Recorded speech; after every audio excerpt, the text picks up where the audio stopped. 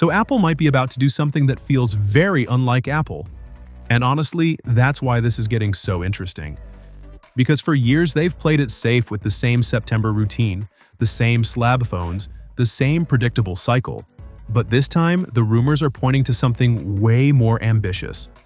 And possibly way more disruptive. Instead of launching everything at once, the foldable iPhone might actually be revealed in September, and then released months later in December. That sounds weird at first, but when you think about it, it's a very Apple move.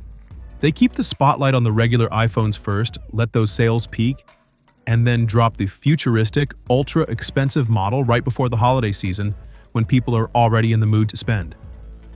It's basically the same playbook they used with the iPhone X, and that worked out pretty well for them.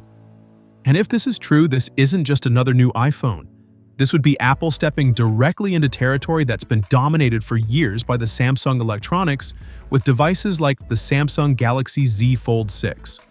Which raises the big question, is Apple finally ready to take over the foldable space, or are they arriving way too late?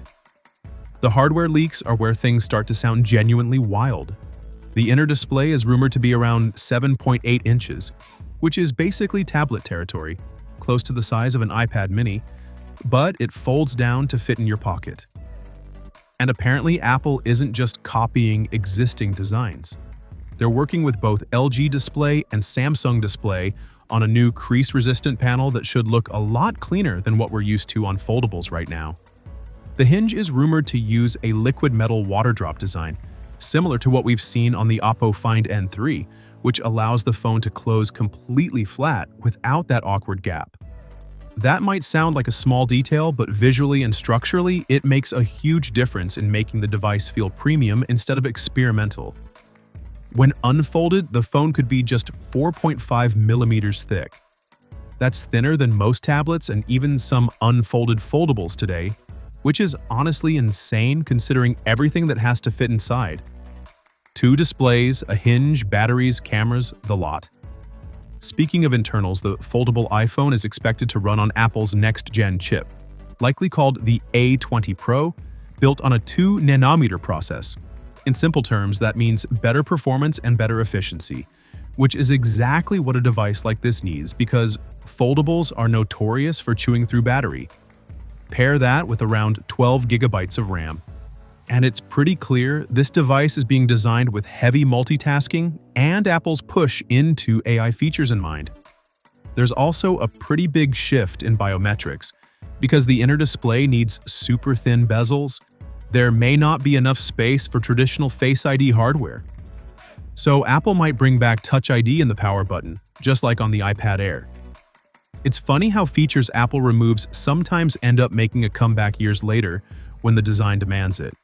Battery life has always been the Achilles heel of foldables, but Apple seems to be tackling that head-on with a rumored 5,500 mAh capacity.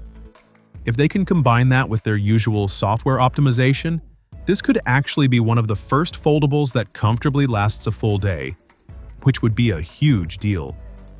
Camera-wise, it's expected to carry a quad-camera setup with dual 48-megapixel sensors, plus an under-display camera on the inside so that when you're using the big screen, it looks like one uninterrupted slab of glass. No punch holes, no notches, just screen.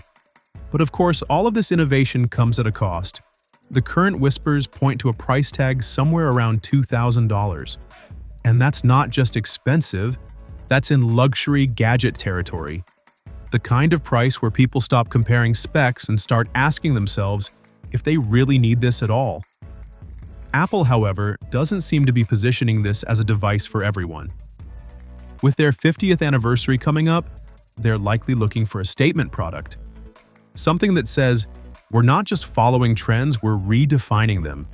And whether you love or hate foldables, a folding iPhone would instantly become one of the most talked about phones on the planet. So now it really comes down to you. If Apple launches a foldable iPhone that's thin, powerful, crease-free, and costs as much as a decent laptop, would you actually buy it? Or do you still think folding phones are more of a tech flex than a practical upgrade? Either way, the next year in smartphones is about to get a lot more interesting. And if Apple really pulls this off, the entire industry is going to have to respond.